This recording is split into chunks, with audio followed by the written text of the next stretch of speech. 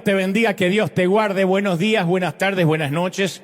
Saludo así porque hay diferentes usos horarios en todo el mundo. Y estoy listo para transmitir lo que creo Dios me dijo que te diga. Estamos felices. Le mando un saludo a mi querida Argentina, que mañana vuelvo a viajar para allá para estar en dos estados, dos provincias, que es Entre Ríos y Santa Fe. Así que nos vamos a encontrar ahí en esta maratón que estamos haciendo durante todo el año, donde vivimos mitad del año acá, mitad del año allá, hasta terminar estas 30 maravillosas ciudades de la República Argentina y cumplir con las 25 provincias. Así que gracias a todos, los bendigo. Y a los que estamos aquí, que han venido de todas partes del mundo, a los que se conectan a esta hora, que Dios te bendiga, que Dios te guarde y que haga resplandecer su rostro sobre ti. Muy bien.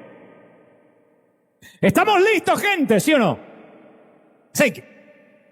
Muy bien. Hace unos días ocurrió cierto evento en Argentina en el cual de alguna manera se mezcló la política con la iglesia e hizo que estallaran los medios de comunicación y obviamente las redes.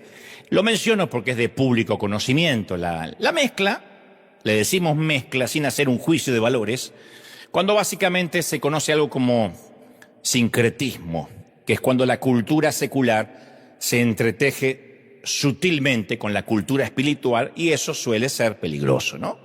No digo que no se pueda, que esté mal, simplemente es peligroso cuando el sincretismo se logra filtrar. Resulta que un querido pastor, que además lo conozco, es amigo, invitó a la inauguración de su megatemplo allí en Argentina, más precisamente en el norte del país. Invitó al presidente de la nación y que tampoco es un juzgamiento, a eso se dedica, en un acto claro partidario, dirigió su diatriba plagada de afirmaciones totalmente contrarias a las enseñanzas del Evangelio. Tampoco uno le va a pedir que sea un teólogo, es un político. Y entre otras cosas, el mandatario demonizó al Estado, ponderó al capitalismo como la voluntad de Dios, la voluntad divina, cuando en realidad cualquier sistema humano puede ser o de bendición o de maldición según la gestión de quienes lo están implementando. Argumentar que Dios está a la derecha, en el centro o a la izquierda es una falacia. Aclaro, yo no pretendo hacer un juicio de valores, mucho menos del anfitrión, dado que, como cualquier pastor, tiene el derecho a invitar a quien quiera a su celebración o a su congreso. Y menos un juicio de valores al presidente, porque su tarea es hacer política, no se le puede pedir otra cosa. Mi punto es que de pronto aparecieron miles de comentarios, casi millones, del tipo: esto no nos representa como iglesia, como cristianos sentimos vergüenza ajena, no todo lo que se vio es la verdadera iglesia, no todo lo que se vio ahí es lo que somos, repudiamos lo que se dijo, lo que se hizo. Y no es la primera vez que nos sucede algo similar. Para los memoriosos y los que llevamos años en este peregrinar allá en los 80, Jimmy Swaggart, quien partió a la eternidad con el Señor este pasado 1 de julio, era nuestro prócer. Nos jactábamos de tener en nuestras filas a un predicador cautivante, carismático, con buen léxico, buena dicción, excelente retórica, que denunciaba públicamente al pecado y que además era un gran músico, un orador insigne y una estrella televisiva, por si fuera poco. Tenía todas las condiciones de un rockstar, pero además ungido. Era nuestro representante, hasta que un día confesó públicamente que había solicitado los servicios de una prostituta y pidió perdón ante millones de televidentes. No sé si coaccionado, obligado o de motus propio, pero caramba, que hay que tener valor para hacer eso. Recuerdo que en aquel entonces, hablo de la década del 80, muchos cristianos salieron a despegarse de Swaggart e incluso a hacer quemas públicas de sus libros, de sus discos, diciendo: ya no nos representa, ya no tiene que ver con nosotros. Es como si de pronto desde el Salmo 51 en adelante quemáramos todos los salmos de David, porque es allí cuando él confiesa su pecado y confiesa que se había acostado con la mujer de uno de sus soldados. Y puedo mencionar otras decenas de ejemplos. Entonces, nuestro complejo de las minorías hace que continuamente estemos buscando representantes dignos. Nos gusta decir, ¿viste que se convirtió Juan Luis Guerra? ¿Viste que parece que Montaner es cristiano? Nos gusta cuando por fin parece que dejamos de ser minoría y alguien famoso nos representa. Puede ser secular, puede ser un gran predicador, lo enarbolamos como bandera, lo exhibimos y apenas muestran alguna falencia humana, que claro que la van a mostrar, sentimos la necesidad de salir a aclarar que ya no nos sentimos representados, que nosotros somos otra cosa muy distinta. Número uno, como si necesitáramos representantes. Y lo que es aún peor, como si nosotros fuésemos dignos de que nos represente. ¿Quiénes somos nosotros para decir, tengo un representante, un embajador? ¡Oh! Como si necesitáramos, insisto, que nos represente. Dicho esto, todos sabemos que Jesús nunca dejó nada escrito por su propio puño y letra. La Biblia no fue escrita por Jesús, fue inspirada por el Señor, fue inspirada por el Espíritu Santo, pero no hay nada de su puño y letra. El Hijo de Dios que participó en el diseño de toda la creación, durante su estancia en la tierra, no dejó tras de sí ni una sola nota escrita para que la leyéramos 1000 veces. Imagínate lo que sería tener algo escrito, primera de Jesús, segunda de Jesús y tercera de Jesús. Sería maravilloso. La única vez que el Señor escribió algo, lo hizo en un tenso momento en que unos fariseos le llevaron a una mujer atrapada en el acto mismo del adulterio, exigiéndole que le decretara la pena de muerte para ella, la pena capital. Y Jesús no respondió nada y se puso a escribir, dicen las Escrituras, en la arena. La siguiente lluvia que cayó obviamente eliminó por completo el rastro de sus únicas palabras que sabemos que escribió Jesús durante su estadio en el planeta. No escogió como testigo de su pluma algún pedazo de papiro, que imagínate, se podría haber conservado y venerar como reliquia, pero utilizó una simple paleta hecha con arena en la Tierra Santa, porque la meta del maestro era escribir sus palabras en los corazones de sus seguidores. Entonces el escribir sobre la arena creo que fue arbitrario, intencional, adrede. Yo lo veo como una metáfora del tipo de superficie que él elige para dejar su marca. La arena es tan falible, es tan voluble, tan fútil, tan movediza y fundamentalmente tan efímera, que no creo que haya algo que se parezca tanto al corazón del hombre. Por eso dice Pablo en la segunda carta de Corintios, capítulo 3, versículo 2, nuestras cartas sois vosotros, escritas en nuestros corazones, conocidas y leídas por todos los hombres, escritas no con tinta, sino con el Espíritu del Dios vivo, no en tablas de piedra, sino en tablas de carne del corazón. ¿Sí o no? Como digo siempre, la mayoría de nosotros vamos a ser la única Biblia que alguna vez alguien va a leer. Y yo confieso que muchas veces yo me he sentido confundido ante la razón por la cual Dios nos encomendó a nosotros, unos seres humanos llenos de defectos, la tarea de comunicar las buenas nuevas. ¿Por qué Él escribió su carta sobre la arena de los corazones? Dicho sin vueltas, a ver, ¿por qué Jesús nos encomendó tamaña tarea a gente tan endeble como la arena, a gente como nosotros, el predicar? ¿No hubiese sido muy bueno escribir unos buenos tomos en papel? ¿No era mejor una autobiografía en enciclopedia, que Jesús se retirara al monte y escribiera o dictara, y ahí estuviera, no sé, Pedro tratando de escribir si es que no tenía errores de ortografía, y hoy tuviéramos las enciclopedias de lo que dijo, los que escribió Jesús? ¿No hubiese sido fascinante? ¿Por qué nosotros tenemos que cargar con la responsabilidad de ser cartas conocidas y leídas por todos los hombres? ¿Por qué la gente continuamente nos está mirando a nosotros para creer en el Evangelio de Jesucristo? ¿Qué posibilidades tenemos como iglesia de cambiar el mundo para bien? Me gustaría decirte que pegues una miradita, no tienes que mirar mucho así, como somos 360, pueden mirar los de enfrente, ustedes pueden mirar los de allá, ustedes los de allá. pero miren el grupo destartalado de gente que somos, algunos más vestiditos que otros, pero ¿de verdad creemos que somos la gente correcta?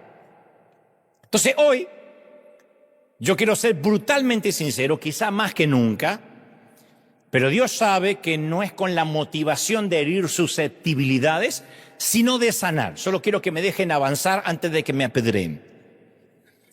Llevo casi 57 años de peregrinar cristiano, 38 años desde la primera vez que hablé en público y mencioné al pastor Danny Campbell, que está aquí, que fue uno de los primeros audaces que me invitó, supongo porque no le importaban mucho sus ovejas o me amaba demasiado. Y durante estos años yo me he ido encontrado con una buena cantidad de predicadores y líderes alrededor de todo el mundo. Los conozco a casi todos, porque Dios me ha dado la providencia de participar en congresos, en conferencias, en cónclaves. Hombres y mujeres que parecen preparados para cualquier cosa, menos para el liderazgo espiritual y mucho menos para pastorear gente. Y entre los predicadores más conocidos y populares, que obviamente no voy a mencionar porque eso es chisme y espíritu de doña Florinda, me he encontrado con los tipos más inseguros del mundo. Tras bambalinas, backstage, making of, cuando se bajan del escenario, del stage o del altar, los más espirituales. Algunos llenos de complejos no resueltos, traumas solapados, serios trastornos de personalidad hedónica, narcisista. Yo miraba a alguno y decía, Señor, ¿por qué no lo internas?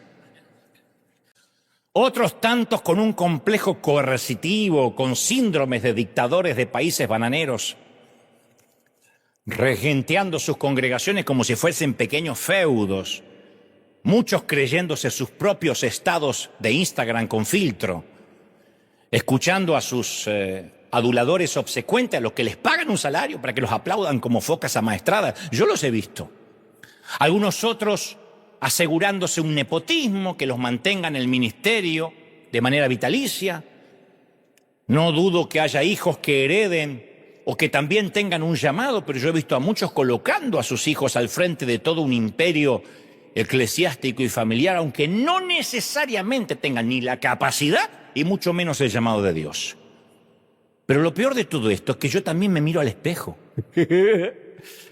Y yo tengo un poco de todo eso, sumado a otras debilidades que no estoy dispuesto a confesar aquí y que no te importan. De todo eso yo tengo un poco y otras cosas que por pudor no mencionaré. Y no obstante, yo tengo que reconocer que algunos de los personajes más extravagantes que yo he conocido, a los que yo no hubiese llamado nunca como yo nunca me hubiese llamado a mí. Si yo fuese Dios, nunca me hubiese llamado a mí. Digo a Dante, nunca. Esos personajes a los que les sobra ego, a los que les falta mucha terminación fina, son los que han logrado muchísimo en la obra de Dios. Y han hecho más que muchos traseros calientabancos. No estoy hablando de ustedes, sino los que vienen al otro servicio que son más calentitos. Y estos personajes extravagantes organizan alivio a los necesitados, alimentan a los hambrientos, me consta. Proclaman las buenas nuevas para bien o para mal, con errores, sin errores, algunos más teológicos y cristocéntricos que otros, pero predican, pululan el evangelio. Y este esquema solo es una réplica de algo que la Biblia nos muestra con gran claridad. Dios usó a Jacob con su ética tan poca digna de confianza. Jacob era un tramposo, un timador. Dicen los teólogos que casi era un argentino. Usó a David con sus caídas morales, a Jeremías con su ánimo lúgubre, las lamentaciones de Jeremías. Jeremías era un cortavenas. A Saulo de Tarso con su pasado de abusos, a Pedro con sus notables fracasos. Entonces, al pensar en las personalidades cristianas contemporáneas que yo he conocido, y después al pensar en las que aparecen en nuestra Biblia, yo he llegado al siguiente principio. Dios usa gente rota, no a dignos representantes. Dios usa gente como nosotros. ¿Estamos de acuerdo, sí o no? Nadie que ha sido usado por Dios, que está siendo usado por Dios, que va a ser usado por Dios, ha vivido impoluto, por mucha doctrina que guarde. No conozco a nadie que no esté roto de alguna manera, sino algo no es real, o su vida o su llamado. Pero Dios no puede usar gente entera. Ahora, dejemos de lado los predicadores y miremos a la gente sentada en la iglesia local. Bien por tu risa, Dios bendiga esa risa. Mirémonos aquí mismo. Un tipo que no es feliz en el matrimonio, no consigue empleo, pero recibe a la gente en el lobby de la iglesia con una sonrisa porque es lo que sabe hacer para Dios. ¿Lo descartamos? ¿Le decimos que se siente o que desaparezca hasta tanto muestre señas de un matrimonio feliz? ¿Quién puede marcar la barda o la valla del matrimonio feliz y digan, tengan el matrimonio que yo tengo? ¿Quién? Gracias porque no hubo amén. Valoro esa sinceridad. Una dama que lleva varias parejas fallidas. Una que 5 maridos ha tenido y el que ahora tiene parece que tampoco es el marido. Pero es la primera en llegar a servir. Es la última en irse. Es la que se queda con un corazón de mayordomía a servir y llega y está dispuesta. No es el modelo de vida, pero caramba, cuántos hombres quisieran tener la energía, la entrega que tiene esta dama. Un empresario que ejerce su profesión de manera dudosa, pero es un gran sembrador y sostiene la obra del reino. Un músico que está adicto secretamente a la pornografía, pero Dios lo usa en dirigir la adoración hacia Él, nunca lo ha desechado. Obviamente son metáforas, no es que ustedes dicen quién, son metáforas. Aleatoriamente estoy colocando debilidades y sumándoselas a alguien. Entonces la carga del reino descansa sobre las espaldas de unos peregrinos comunes, rotos, corrientes. Nunca ha sido encomendada la gran comisión a los ángeles ni a gigantes espirituales, que es lo que a veces hacemos creer, que quienes estamos aquí es porque estamos a un nivel superior del que oye. Ahora, yo le preguntaría al Señor, Señor, ¿por qué escoger un plan que ya de entrada tenía todas las posibilidades en su contra? Eso es como escribir justamente un legado sobre la arena. Es como poner una empresa multinacional en manos de un grupito de niños de 6 años. ¡Caramba! Entonces, si la iglesia comete serios errores, es precisamente porque incluye seres humanos imperfectos que cometen errores. Ese es el enorme riesgo que Dios decidió correr al elegirnos, al otorgarnos su gracia. Y cualquiera que entre a la iglesia, cualquier iglesia buscando perfección, o no comprende la naturaleza del riesgo que Dios decidió correr, o no entiende la naturaleza de nuestra humanidad. Esto pasa tanto en los protestantes como en los católicos. Los católicos también se ponen túnicas y uno cree que bajan un carro de fuego. ¡No! Es un hombrecito con túnica, hablando en latín. Por eso necesitamos regresar al momento en el cual Jesús le entregó la misión a sus seguidores. Jesús le da una directriz que conocemos como la Gran Comisión, en la cual nos envía hasta los confines de la tierra. Entonces, mientras los discípulos se encuentran allí de pie, Él se eleva flotando en el aire para no volver a ser visto jamás, al menos de esa forma. Me imagino a 11 discípulos estirando el cuello para mirar en las nubes mientras unos ángeles hacen una pregunta obvia. ¿Qué hacen aquí mirando el cielo? Literalmente le dijo, ¿qué hacen mirando el cielo? Que implicaba algo como, ¿qué hacen acá? ¡Muévanse! Ya está. Ahora, si Jesús no hubiese ascendido, Él podía haberse quedado aquí para siempre, ya estaba resucitado. La iglesia no tendría errores, no habría gente rota. Cuando surgieran cuestiones morales como la eutanasia, el aborto, la inclusión de género, podríamos apelar directamente a Jesús, que estaría en un trono, quizá en Washington o en otro sitio santo como Buenos Aires, y que dictara una ley. Señor, acláranos estas cosas. Sería más que un papa. más que un apóstol protestante. Pero ¿por qué Jesús pondría su santa misión en manos de gente tan destartalada y desvencijada como nosotros? Se rió un destartalado, porque, gloria a Dios, porque parece que soy el único. No dicen, ay, yo no, dijeron los fresas, ay, yo no. Sí, ¿por qué dejar todo en manos de gente tan fallada? A ver, si Jesús tiene el poder de curar enfermedades, ¿por qué no se ocupa de los macroproblemas como los terremotos, los huracanes, las guerras o quizás de todos los virus que atormentan la tierra? Y la respuesta es que Jesús rechazó esa opción desde el comienzo de su ministerio, cuando se negó a aceptar la solución mágica que le ofreció Satanás en persona en el desierto. El primer acto oficial de Jesús como adulto fue cuando en el desierto se encontró cara a cara con el acusador. Eso fue un duelo cósmico. Satanás lo tentó para que cambiara las reglas de juego. En las planicies arenosas de Palestina, más que el carácter de Jesús, estuvo en juego la libertad humana. Satanás le dice a Jesús que convierta una piedra en pan. Luego le ofrece todos los reinos del mundo y lo incita a que se arroje desde una gran altura para comprobar y corroborar la promesa de Dios de que lo iba a socorrer o sostener o impedir que se lastime. ¿Dónde está lo malo de esas tentaciones? Porque no le ofreció emborracharse, drogarse, quisiera una orgía, que dirían, ¡wow! Por el contrario, las tres tentaciones se parecen a cualidades que uno esperaría de un Mesías.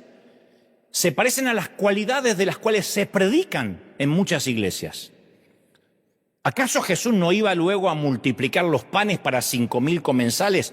Demostración mucho más impresionante. Entonces, ¿qué le costaba convertir una piedrita en pan y calmar su propio hambre? Sí iba a multiplicar piedras en panes, o peces, o panecillos multiplicados, lo que sea. También iba a triunfar sobre la muerte y a resucitar. Entonces, las tres tentaciones, intrínsecamente, o sea, en sí misma, no son malas, no fueron malas. Sin embargo, algo fundamental sucedió en el desierto que quiero que hoy comprendamos. Yo cuando veo las tentaciones, noto que Satanás tentó a Jesús con las partes buenas del ser humano, evitando las partes malas. Por ejemplo, saborear el gusto del pan sin estar sometido a las reglas fijas de la agricultura. Enfrentarse a un riesgo sin peligro, gozar de la fama y el poder sin la perspectiva del proceso. O sea, llevar una corona sin tener que pasar por la cruz. Técnicamente es lo que Satanás le ofreció a Jesús. No tienes que ir a la cruz, no tienes que morir por los pecados de nadie. Yo te doy todo el poder, toda la fama, tienes la protección, puedes hacer milagro, puedes ir a la corona, a por la corona sin pasar por la cruz. Esa tentación que Jesús resistió es la que muchos de sus seguidores a veces no podemos resistir. A Jesús le hubiese bastado decirle sí al diablo para que en lugar de escribir la gran comisión sobre la arena movediza de los hombres y mujeres rotas, la escribiera sobre su propio poder. Si Jesús no nos hubiera dado la oportunidad a nosotros, Él habría cambiado las reglas de juego en el desierto y hoy Jesús tendría una estatua en la plaza del Parlamento, otra en la puerta del Capitolio, una más en el Kremlin. Pero en aquellas arenas de Palestina se estaba decidiendo, número uno, cómo sería el Mesías. Iba a ser un Mesías del pueblo, socialista, que convertiría las piedras en pan para alimentar a las multitudes. Iba a ser un Mesías de la Torá, erguido majestuosamente en el elevado pináculo del templo. Iba a ser un Mesías rey que gobernaría no solo en Israel, sino sobre todos los reinos de la tierra. En resumen, Satanás le ofrecía a Jesús la oportunidad de ser el Mesías que en el fondo todos soñamos que sea. Es como que no entendimos lo que pasó en el desierto con Satanás. Nosotros a veces queremos que un Mesías haga que los gobiernos sean más íntegros. No va a pasar. Porque o es mentira lo que pasó en el desierto o es mentira todo lo que dice Apocalipsis. Oramos al Señor para que nuestros gobiernos sean más equitativos, que dejen de promover leyes que nos ofendan. Pero Jesús nunca dijo que su misión era cambiar los gobiernos de esta tierra, o que iba a mejorar nuestra economía terrenal, o que él iba a poner un gran ministro de economía para que a la iglesia le fuera bien. El salmista hizo esta pregunta: si fueran destruidos los fundamentos, ¿qué va a hacer el justo? Y algunos cristianos pensamos que hay que meter muchas leyes santas en el Congreso, que hay que hacer que la nación se vuelva a Cristo. ¿De verdad pensamos que para tener un renuevo, un avivamiento, necesitamos una reforma legislativa? Mirando la historia de la iglesia, ¿no es exactamente al revés? Jesús atrajo a los personajes más desagradables, a los parias morales. Él vino a buscar a los pecadores, no a los justos, nos vino a buscar a nosotros. Nos dio una oportunidad, nos dio gracia, ¿sí o no? Entonces, ¿por qué Jesús nos enfocó en cambiar el imperio romano?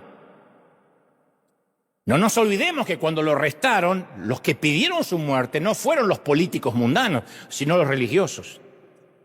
Entonces, cuando la iglesia trata de unirse al Estado, tiende a ejercer el poder en lugar de dispensar gracia. Y cuando la iglesia se pone a fijar las reglas para el resto de la sociedad, deviene en lo que llamamos fundamentalismo, pero no estar muy complicado. El proyecto de hacer descender el cielo a la tierra siempre tiene como resultado el hacer subir el infierno a la tierra. Como dijo una vez, el Estado puede cerrar los casinos los domingos, podemos orar para que Trump haga que los casinos, Las Vegas cierren los domingos, sí, pero no va a obligar a la gente a congregarse. ¿Puede arrestar el gobierno, el Estado a los racistas? Sí, pero no puede curar el odio, mucho menos enseñarles amor. ¿Puede el gobierno, el Estado, dictar leyes que prohíban el divorcio? Claro que sí, pero no puede obligar a nadie, a ningún cónyuge, a amarse. ¿Le puede otorgar subsidios a los pobres? Sí, pero no puede obligarles a los ricos a mostrar compasión, solidaridad y justicia. ¿Puede prohibir el gobierno el adulterio? Sí, pero no va a poder prohibir la lujuria secreta. ¿Puede prohibir el robo? Sí, pero no la codicia. ¿Puede favorecer la moral? Sí, pero no la santidad. Por eso tenemos que estar menos preocupados por lo que sucede dentro de las paredes de la Corte Suprema o el Senado y más preocupados por lo que sucede en las paredes de nuestra iglesia, porque de aquí vendrá el cambio. Alguien tiene que creerlo, ¿sí o no? Entonces, diré esto una vez. La renovación de la espiritualidad de nuestros países nunca va a descender desde la cumbre del poder hacia abajo. Trump no va a traer un avivamiento. Ni Biden, ni Obama, ni Washington resucitado. Pretender que Milei, Bukele, Trump o Claudia Sheinbaum llenen el poder legislativo de moral es un sueño de fantasía. A lo mejor pasa, a lo mejor no, pero no va a ser inducido por Dios. Lo siento por los salvadoreños que me están mirando con ganas de apedrearme. Soy amigo de Bukele. Y lo siento por los mexicanos, los argentinos, pero no va a pasar. Dios nunca prometió poner un Mesías en el gobierno. Nunca. Son políticos. Buenos, malos, mediocres, menos buenos, menos malos. Comparado con el otro mejor, roba menos, etcétera, etcétera. Lo mismo aquí, si creemos que en la Casa Blanca o en el Salón Oval, quien esté va a definir el futuro de la iglesia. No se puede predicar o extender un reino desde el poder, sino desde el amor, desde la gracia y de la libre elección. ¿Estamos de acuerdo, sí o no? Entonces, la tentación en el desierto pone al descubierto una profunda diferencia entre el poder de Dios y el poder del enemigo. El diablo tiene el poder de coaccionar, de forzar a la obediencia. Y si uno no quiere obedecer, te hacen obedecer con gases lacrimógenos, con esposas, como sea. No con la mujer, con esposas. Y por lo general los políticos han aprendido mucho de ese poder coercitivo. Y en ocasiones la iglesia también genera sus propios dictadores. La historia habló de los más graves. Jim Jones se llevó a toda su congregación a una isla de Guyana y los envenenó en una Santa Cena. Por cierto, tenemos Santa Cena en 2 domingos, los espero. No me acordé. La toman todos juntos a la vez, ¿eh? David Koresh los incendió a todos. Ellos entendieron cómo se manipulaba el poder. Y otros que quizás no matan a sus seguidores, pero les asfixian el alma, diciéndoles lo que pueden hacer, qué iglesias visitar, qué música escuchar y hasta con quiénes pueden casarse porque los tiene que aprobar el líder o el pastor. O son disciplinados públicamente porque pecaron. No, no son disciplinados los que pecaron, son disciplinados los que se les descubrió que pecaron. Todos pecan. Conocí congregaciones cuyos miembros tienen que pedir una carta de permiso si quieren visitar otra congregación. Y si se quieren ir del todo, carta de traslado, como si fueran ganado de exportación. Te mando 4 ovejas, y van para allá. Entonces a veces la iglesia suele tomar prestados los instrumentos de manipulación políticos. Y cuando me vuelvo a mirar al espejo, me doy cuenta que la iglesia es así. ¿Por qué? Porque está compuesta de gente como yo. Nos falta hasta paciencia para permitir que el Espíritu Santo actúe en forma lenta y a veces hasta queremos forzar los cambios de la gente. Decimos, terminó el servicio y ¿cuántos pasaron al altar? Porque creemos que los convertidos se cuantifican y si no se los anota no se convirtieron. Viene un artista a la iglesia y nos sentimos frustrados si al final del servicio no corrió llorando al frente porque sentimos que o no lo manipulamos lo suficiente o nos faltó obligarlo un poco más a creer en lo que nosotros creemos.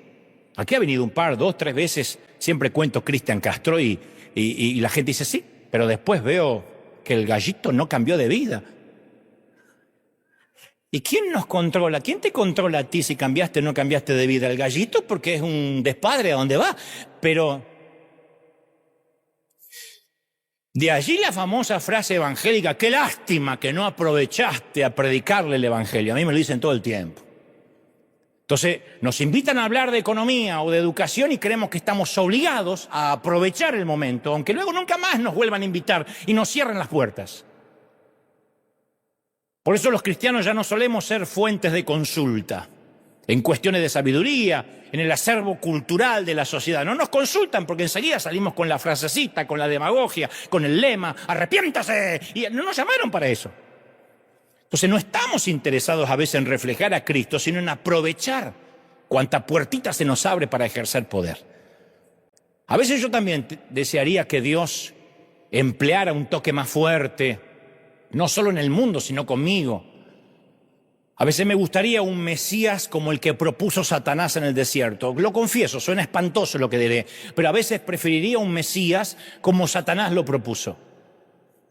Para mí sería muy fácil si él me dijera cada mañana, no hagas esto, no hagas tal cosa, toma el otro camino, no compres ese tomate que no es orgánico. Cuidado con aquel vino que no es un Malbec mendocino. Aléjate de esa pupusa.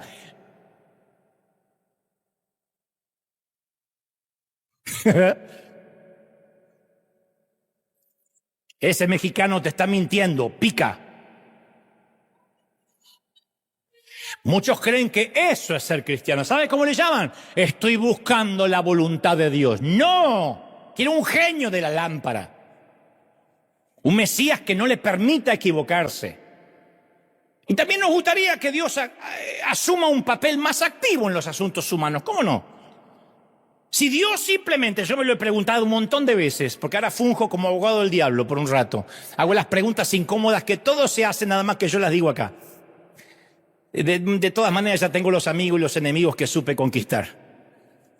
Si Dios simplemente hubiese extendido la mano para quitarle el poder a Stalin, a Mussolini, a Hitler, a Noriega, a Franco, a Stroessner, Pinochet, Videla, Castro, Saddam Hussein, ¿cuántas vidas se hubiesen salvado?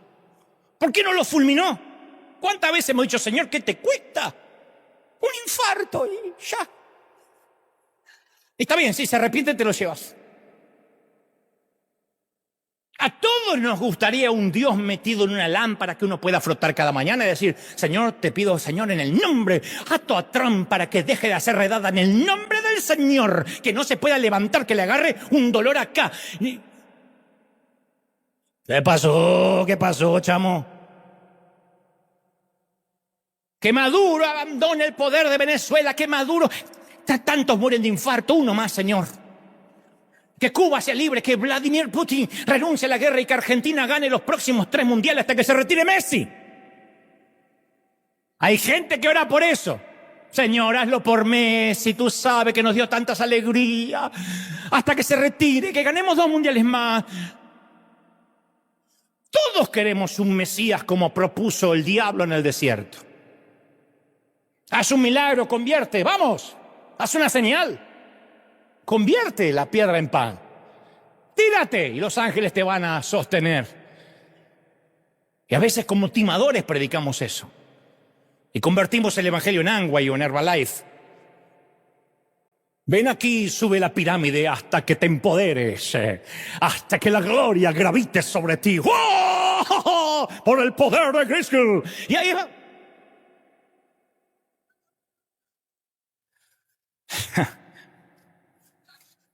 Y esto va a salir al aire.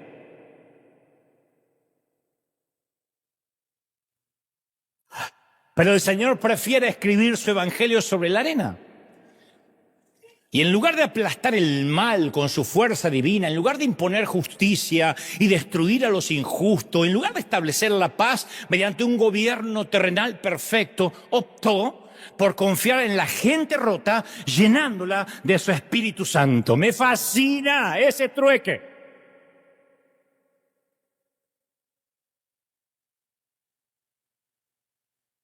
Los discípulos proponían lo mismo, que Jesús mandara fuego a las ciudades ateas. Señor, ¿quieres que los quememos? Pero a diferencia de ello, Jesús nunca se iba a imponer a quienes no estaban dispuestos a recibirlo.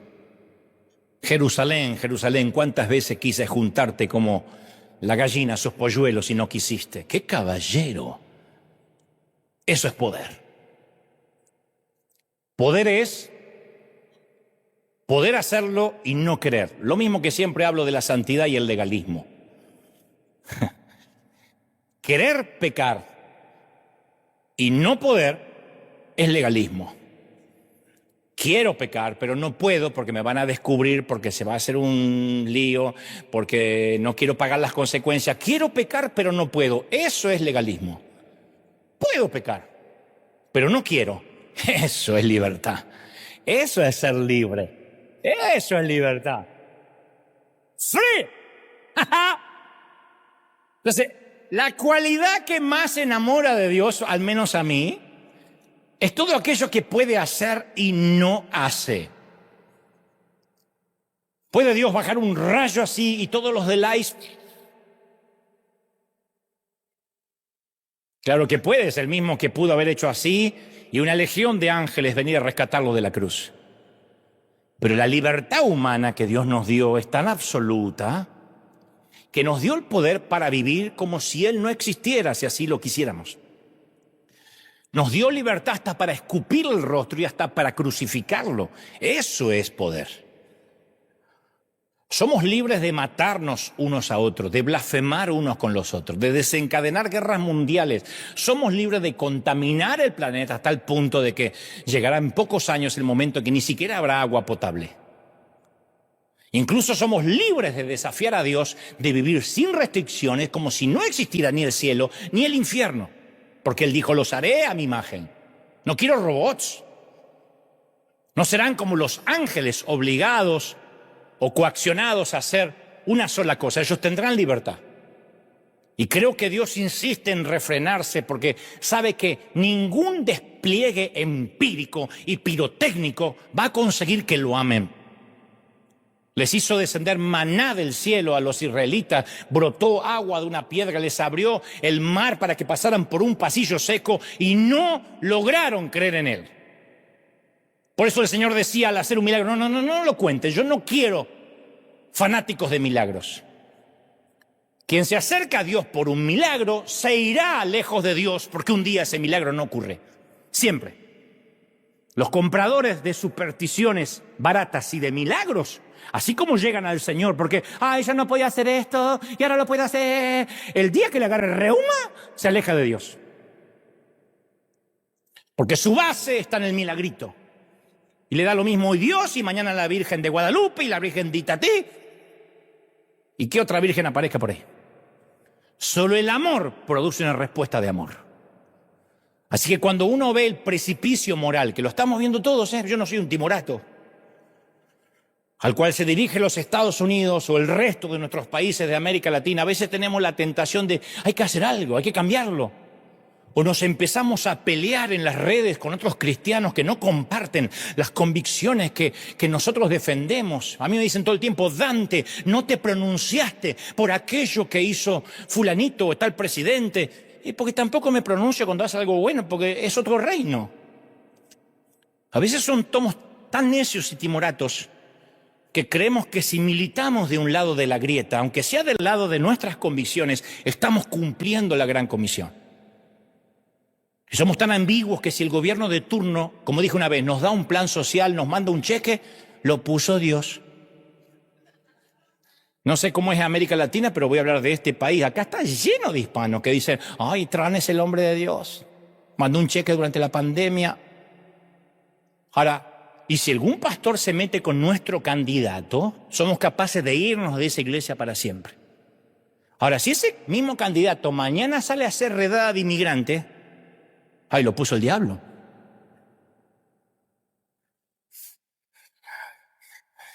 No lo puso ni uno ni el otro. Todos los reyes, todos los gobernantes son permitidos por Dios para que se cumpla y elevemos la mirada al cielo y nos alegremos cuando estas cosas pasen. No hay un candidato que sea de Dios. Yo no me imagino a Jesús en los tiempos de él y vamos a orar a mi padre para que Tiberio y Octavio le ganen las elecciones a Julio César y a Pilato. No, la política de Roma no tenía nada que ver con el reino de Dios. Así que regreso a las primeras cartas escritas en la arena. Para formar el planeta Dios usó glaciares, inundaciones, desplazamientos de las placas tectónicas, erupciones volcánicas, genes, secuencias de ADN. Todas esas cosas desempeñaron un papel en la formación del planeta en el cual habitamos. Después, como corolario, Dios le asignó la administración de este planeta a la única especie que hizo a su imagen, a nosotros. Jesús nos delegó a nosotros, gente destartalada, la tarea de propagar el mensaje de las buenas nuevas. Dios ha asignado a un grupo de seres humanos con fallas la tarea santa de llevar el Evangelio al mundo. Y quiero agregar algo. Nos confió la predicación del Evangelio a personas que encima somos tan distintos entre nosotros. Por eso hay tantas congregaciones diferentes y música diferente. Y a mí me sorprende, por ejemplo, la iglesia de Cuba. La iglesia de Cuba siempre está con candela, con sabor. Que nos están persiguiendo, que viene Castro, aleluya. Ellos siempre están así. Que a un mexicano y a un argentino no le sabe. Porque el mexicano viene con el mariachi dentro, a llorar y llorar. Y el argentino también, que me abandonó la morocha. Tenemos el tango en las venas. Nunca vamos a ser caribeños, nunca. Aunque hay aquí caribeños, nosotros no vamos a ser nunca como Nando, así que se le sale... No vamos...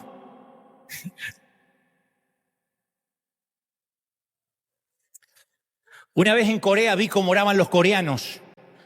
No oran como nosotros, Señor Jesús, te pido que me bendiga. No, el coreano hace...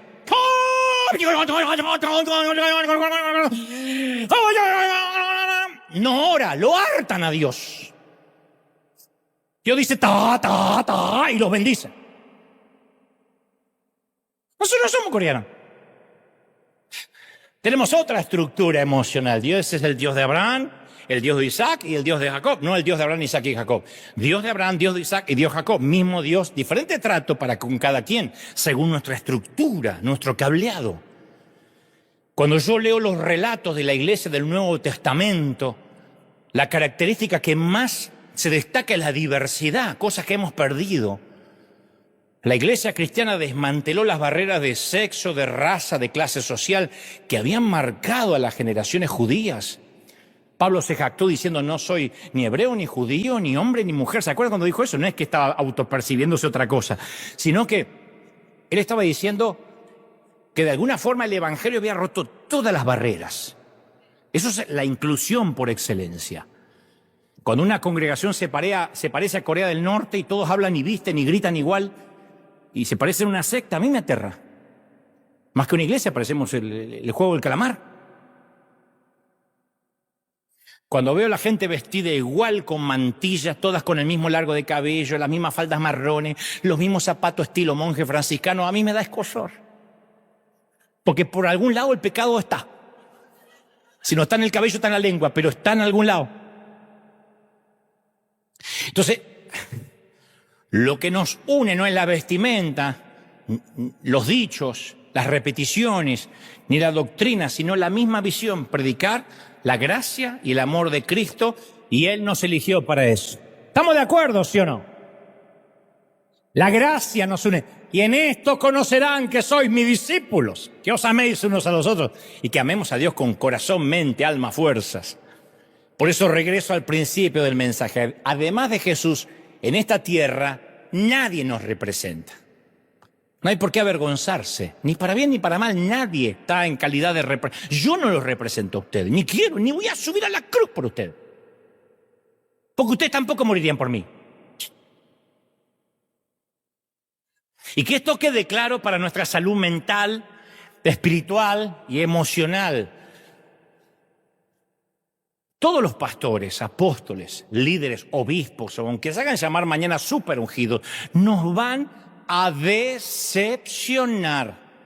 Es bíblico. ¿Por qué? Sentido común. Todos enfrentamos las mismas tentaciones abrumadoras. A todos nos han herido y a todos nos han lastimado. No es ungido aquel que nunca fue herido. A todos nos cuesta trabajo perdonar. No es que Dios te confía la predicación del Evangelio cuando amas a todo el mundo. Hay gente que yo digo, Señor, ¿por qué no te lo llevas o te lo mando? Los que estamos aquí, no estamos porque somos mejores o más santos de los que se sientan ahí o los que ven ahí. A mí no me viene a la mente ni un solo problema o tentación que sea exclusivamente de ovejas y no de pastores. Somos increíblemente humanos. Esto no es una apología al pecado, no, solo que nos cuesta admitir que somos humanos. Y la vulnerabilidad es absolutamente transformadora y crea más confianza, nunca menos. Jamás la vulnerabilidad socava la autoridad. Puede que yo sea el predicador más antihéroe que jamás haya existido, el que más habla de sus errores. A mí nunca nadie me faltó el respeto por eso, todo lo contrario. La gente está quebrantada, está sufriendo, tiene vidas reales y un mensaje que desde el púlpito, desde el stage, llega sin identificación y empatía, profundiza la vergüenza del que vino. Es un bendito alivio cuando un pastor confiesa su humanidad. Pero a veces nos asusta ser transparentes y yo lo entiendo, en algún punto lo entiendo, porque no todas las congregaciones son maduras para un líder sincero. No todas se la aguantan. Algunas prefieren depositar sus expectativas en simples y pequeños hombrecitos, pero eventualmente les va a fallar. Pero como algunos prefieren el Mesías que propuso Satanás en el desierto, también prefieren predicadores infalibles. Entonces no podemos salir a decir, no, tal pastor no nos representa, porque todos nosotros somos el peor desastre jamás reunido. Yo sabía que a esta altura ya no había muchos amén. No importa, somos el peor desastre jamás reunido. Y te diré algo, si la prensa no está hablando mal de ti, no eres porque eres más santo, sino porque nadie te conoce. Y tu vida no le interesa a los periodistas ni a la prensa especializada. Gozas de algo fabuloso llamado anonimato. Disfrútalo. No eres más santo, eres más anónimo.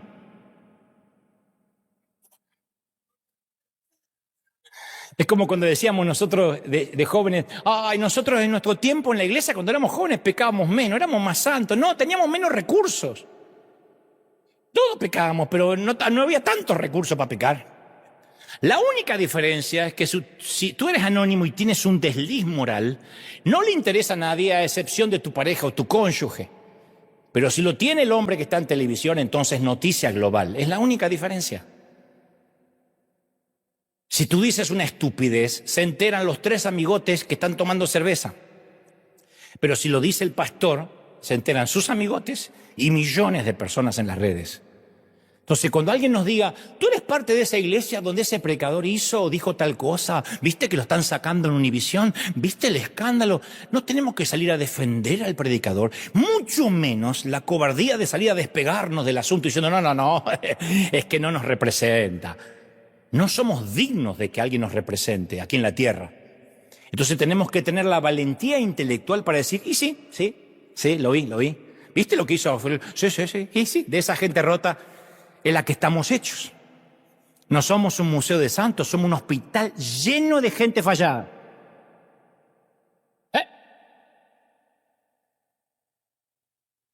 No, pero viste que aquel pastor lo que dijo, qué vergüenza. No, qué vergüenza si conociera mi vida.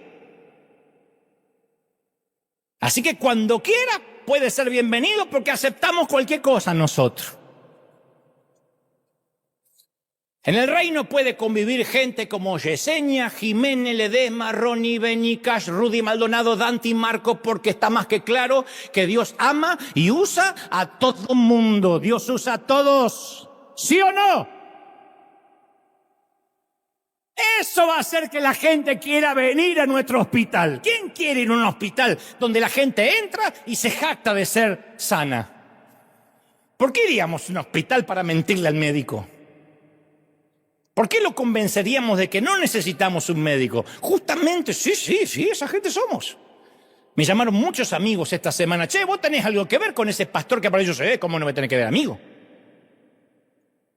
Tus amigos son terribles, como los tuyos, nada más que nosotros somos más públicos. No, porque viste lo que dijo. Ay, no sabés lo que digo yo a veces. ¿En serio? Sí. Bajan las defensas. No salgo yo, no me representa. ¿Cómo no me va a representar? Es más, me representa muy bien, porque yo estoy tan destartalado como esa gente. Entonces no hay que adoptar el papel del Salvador ni del Mesías, para los cuales estamos muy mal equipados. No somos responsables del testimonio de nadie. Todos vamos a decepcionar. Y te profetizo algo, yo voy a decepcionar a mis hijos. Como mis padres me decepcionaron a mí. Como tú vas a decepcionar a tus hijos, aunque ahora digas, no, yo soy excelente mamá, voy a hablar con tu hijo dentro de 30 años y vas a ver. Nadie se recibe de padre para después ser un buen padre o buena madre. Haremos lo mejor, no me cabe la menor duda. Pero siempre ellos tendrán una factura que pasar. No estuviste, no me escuchaste, o eras muy permisiva o muy permisivo, o eras muy radical, o no me dejaste, o no me hablabas, o sí hablabas, o trabajabas mucho, o trabajabas poco, o me faltaron cosas, o me faltó tiempo, siempre. Esa es la gran aventura de vivir. Y te digo algo más, tus hijos decepcionarán a tus nietos. Pero nos han adoctrinado con la creencia de que no hay que decepcionar a nadie. Eso es una carga que los humanos no podemos llevar. Las apariencias, vender una imagen, eso está bien para Instagram, para TikTok, pero no para la vida real. Hay tanta presión por agradar que reconfiguramos nuestra personalidad para tratar de encajar con todo el mundo, y eso no va a pasar. Ni Dios puede hacer que lo ame todo el mundo. Como digo siempre, mientras que hace descender lluvia, algunos maldicen por la inundación, mientras que otros agradecen por los campos. Una vez Juan Carlos Ortiz, nuestro fundador, me dijo, el día que decidas con quiénes vas a tener éxito, ese día también estás decidiendo con quiénes vas a fracasar. Y Jesús decidió tener éxito con los pecadores y fracasar con los religiosos, los ejecutores de la ley, que representaban el legalismo en todo su apogeo.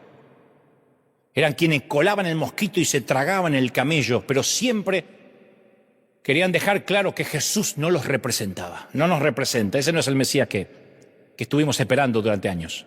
No es el Mesías que hablaba Moisés, no. Claro, no soportaban a un Mesías que coloreaba por fuera de las líneas. Para ellos todos debían mantenerse dentro de los rígidos requerimientos de su religión visca, miope y legalista. Y tristemente todavía tenemos muchos de esos tipos que atacan a cualquiera que se sale de la línea, de su línea, no de la línea de Dios. Hace poco, al borde de un infarto, alguien me escribió y me dijo: Dante, qué decepción. A mí cuando me dicen qué decepción, ya tienen mi atención porque me encanta. Me dice: 1 hora de mensaje y nunca tocaste la Biblia. La mencionaste de memoria varias veces. Son los que hoy seguirían a Jesús y dirían: ¡ja! ¡Qué decepción! 1 hora hablando de peces, semillas, monedas perdidas, fabulitas del hijo pródigo y jornalero, y jamás tocó los rollos de Moisés y Isaías. Los maestros de lo tedioso, los docentes que hicieron un máster en anatomía de la estupidez. Nunca los vamos a agradar. Y para culminar quiero regalarte una ilustración magnífica. Creo que alguna vez te la conté. Un pastor capitalino de ciudad fue enviado por su organización a pastorear una iglesia rural en un pequeño pueblo. Y cuando llegó se dio cuenta de la falta de sofisticación cultural que tenía aquella comunidad. Era gente playita, intelectualmente. Y como si fuese poco, la orquesta improvisada de la escuela primaria donde empezó a asistir su hijo intentaba tocar la 9ª sinfonía de Beethoven, que es una de las más complejas del compositor, lo dicen los propios músicos. Y este pastor, criado en la ciudad, decía: Beethoven se debe estar revolcando en la tumba cada vez que oye a estos alumnos, incluyendo mi hijo. Así que un día, harto de escuchar los torpes intentos de los alumnos por ejecutar la sinfonía, encaró al profesor de música.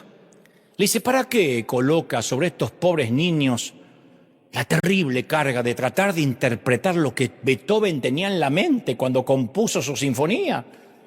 Es más, le digo, ni siquiera la Sinfónica de Londres podría lograr la perfección de Beethoven.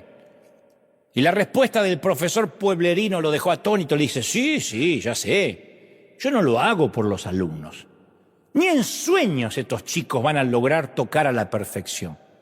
Y menos la 5ª Sinfonía de Beethoven. Pero la orquesta de nuestra escuela primaria les va a dar a algunas personas de este pueblo el único encuentro que van a tener con la 9ª Sinfonía de Beethoven que jamás van a tener en su vida. Estos campesinos, granjeros, gente sin cultura, sin preparación académica, muchos de ellos analfabetos, van a venir a escuchar a sus hijos. Y aunque muy lejana a la perfección, va a ser la única manera y la única vez en su vida que escucharán algo cercano a la música clásica de Beethoven. Esta gente jamás en su vida va a escuchar una sinfónica, un teatro, ni tendrá acceso a la cultura musical. No van a ir nunca a Broadway. Yo les doy la oportunidad de acercarse lo más posible a lo que Beethoven tenía en mente. Y me recuerdo a mí mismo esta analogía cada vez que veo un predicador que no me agrada, o que invitaron a un presidente a una iglesia a hacer su retórica, o no comparto el griterío y el emocionalismo que ciertas congregaciones muestran. Y a veces tengo ganas de escribir en mis redes: la iglesia de fulanito me avergüenza, no me siento representado. Pero aunque los humanos nunca logremos lo que el gran compositor tenía en mente, esos sonidos son oídos en la tierra. Los predicadores, quienes nos congregamos, somos los torpes músicos de la primaria. Todos rotos, Algunos disimulamos un poquito más, intentando acercarnos a la 5ª Sinfonía del cielo. Algunos ejecutan un gran violín, otros una flauta dulce, otro un címbalo, una pandereta. Por sí solos ya somos un desastre. Ninguno de los predicadores ni pastores, sé que lo van a desmentir, pero ninguno hemos sido elegidos por nuestra capacidad, por nuestra santidad, por nuestro precio que pagamos o por nuestro talento. Pero nos guste o no, somos los instrumentos desafinados que Dios utiliza y es lo que hay. Es lo que hay. Es lo que hay, ¿o no? Es lo que hay. Esto es lo que hay. Juntos y cada uno a su manera hacemos el intento de acercarle a la gente algo parecido a la melodía del cielo. La iglesia, sus predicadores, seguiremos siendo los torpes músicos, insisto, que intentamos interpretar lo que tenía en mente el Señor cuando escribió su partitura con sangre. Yo estoy consciente que por lo general La mayoría de las iglesias a veces ofrecemos más entretenimiento que adoración, más uniformidad que diversidad, más exclusivismo que programas de extensión, más ley que gracia. Pues somos humanos. No creo que alguien se levante a la mañana y diga, hoy voy a ser hereje y llevaré a varios al infierno. Eso no ocurre. Pero esta iglesia imperfecta, incluyendo a tu pastor aún más imperfecto, es el noble intento del gran profesor de hacernos oír la melodía perfecta de su obra. Es su gran tesoro en vasos de barro. Tesoros en vasos de barro. ¿Pudo haber delegado su partitura en ángeles? Claro, pero nos prefirió a nosotros. Por eso recuerda que la iglesia perfecta no existe. Porque tanto el pastor como la gente que la integra está compuesta por gente como tú y como yo. Y como digo siempre, si la encuentras la iglesia perfecta, la friegas porque llegaste. O llegué. No exijas perfección cuando tampoco la puedes ofrecer. Esto vale para las parejas y para cuando buscamos iglesia. No exijas perfección. ¿Saben cuántos muchachos andan buscando a la mujer perfecta?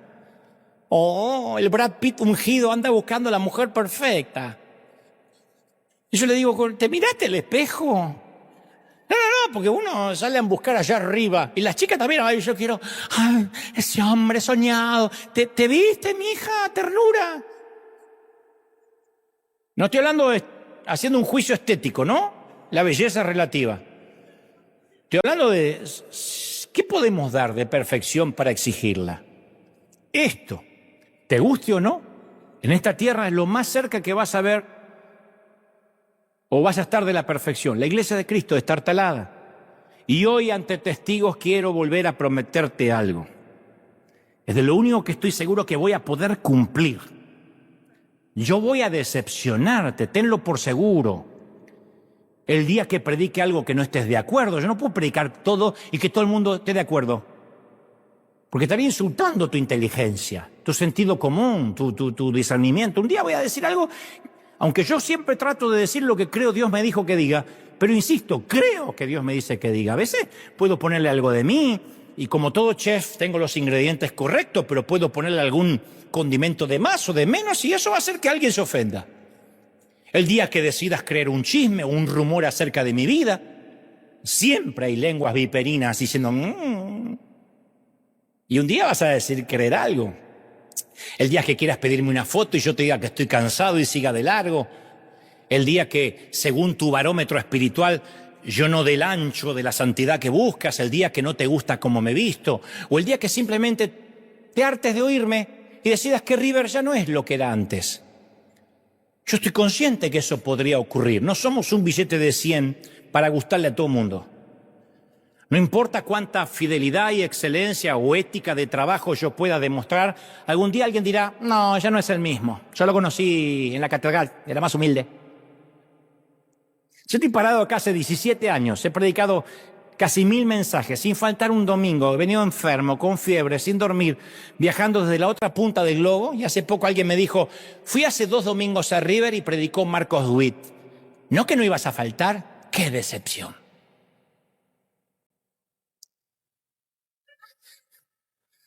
Ahora, no importa si vamos a ganar 1000 peleas sobre el cuadrilátero, la gente nos va a juzgar por esa última que nos vio perder. Y tú también me vas a decepcionar un día, cuando encuentres a un orador mejor, cuando cambies de destino, cuando decidas irte de River. Aunque obvio, nunca vas a encontrar uno más elegante que yo, jamás. Van a ser todos panzones, pelados.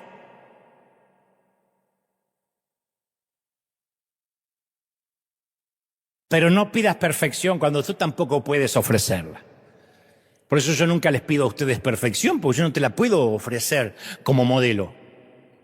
Y también quiero asegurarte que lo mejor que nos puede pasar, lo mejor es que nos decepcionemos mutuamente. Porque eso hará que pongamos nuestra vista en el único que jamás va a decepcionarnos. Vamos a dar un aplauso al Señor de señores, al Rey de reyes. ¡Aleluya! Alguien tiene que celebrar más que eso. Fuerte, fuerte, fuerte. Hay un aplauso para que se escuche hasta allá, hasta Argentina. Sostenemos a los nuestros. ¡Aleluya!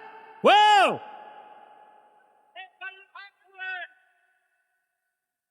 ¡Vamos, vamos, vamos! ¡El rey está en la casa! ¡Wow! ¡Impresionante! ¿Pueden sentirlo, sí o no?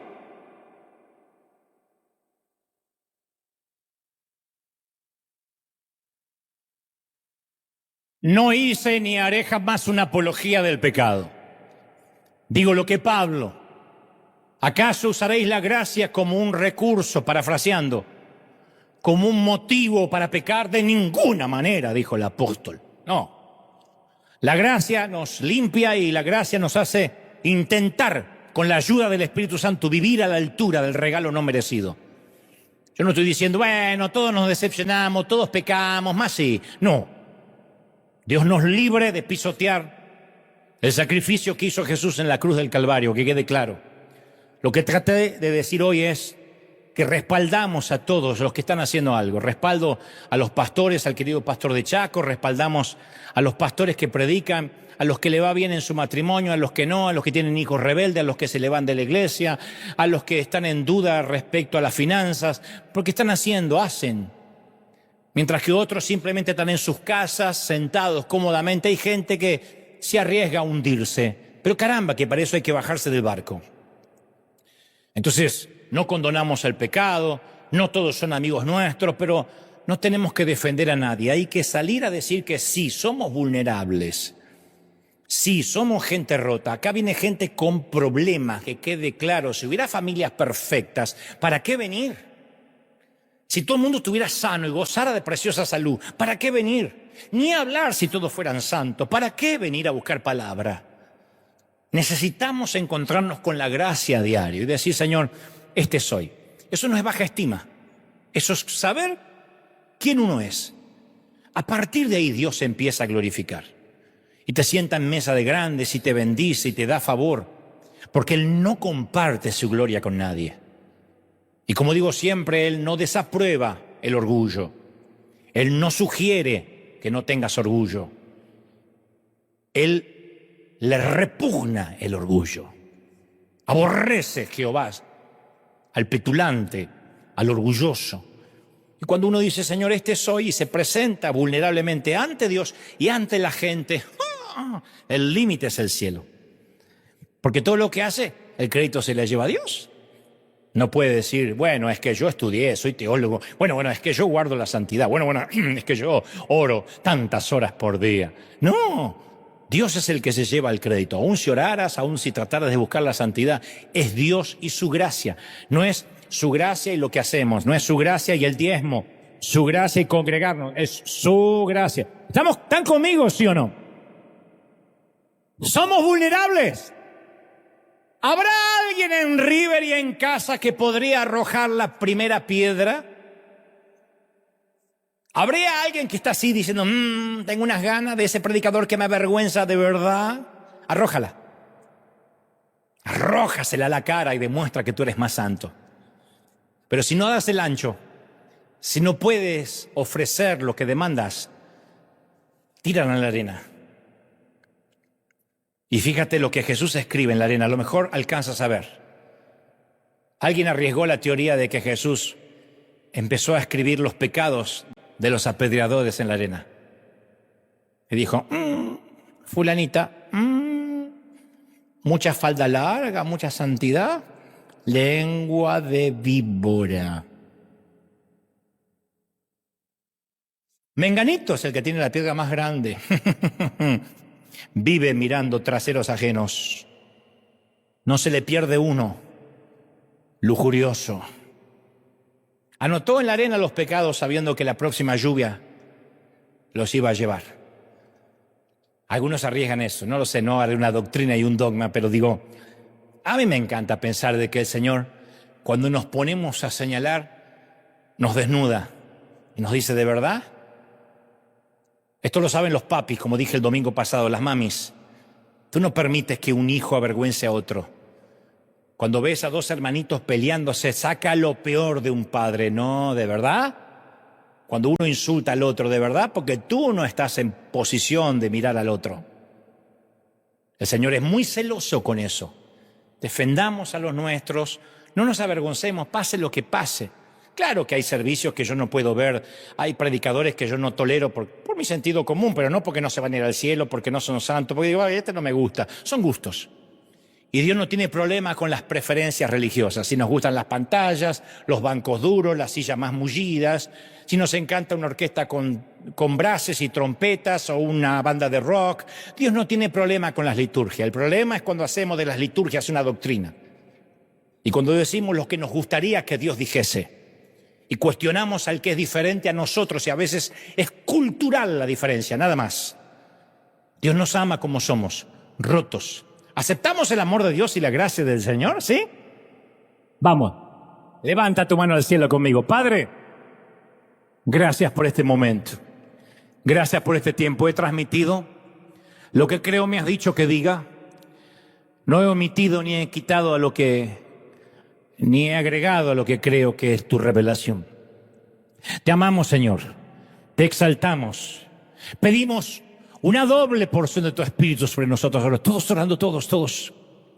Levanta las manos y te puedo guiar en oración y decir que juntos oremos para pedir perdón por haber juzgado muchas veces, por haber señalado a los que creíamos no daban la talla, por habernos puesto en jueces. A veces me da vergüenza, yo he sido muchos años así. Hasta que un día Dios usó su método de desnudarme y me sentí tan torpe.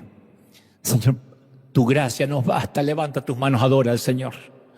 Llena nuestro templo, llena nuestra vida, llena nuestro ser con tu gracia, con tu misericordia, con tu amor. ¡Uy!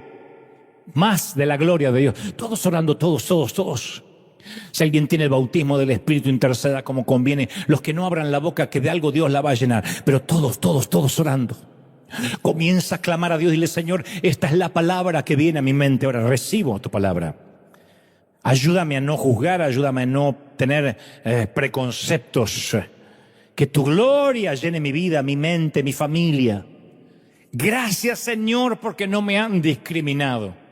Y la gracia que yo dispensa es la gracia que voy a recibir.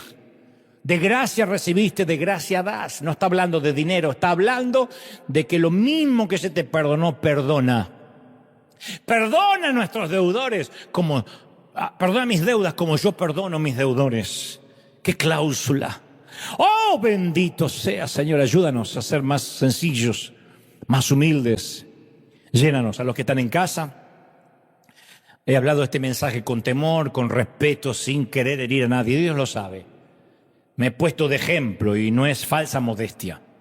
Somos un grupo de gente destartalada intentando acercarnos a la sinfonía del cielo escrita en partituras con sangre. Y somos eso. No lo estamos logrando ni haciendo como algunos quisieran. Pero el Señor nos dirá algún día, bien hecho, siervo fiel, bien hecho. Has intentado, te has puesto en la brecha, has resistido, has tenido resiliencia. De eso somos, de eso estamos hechos.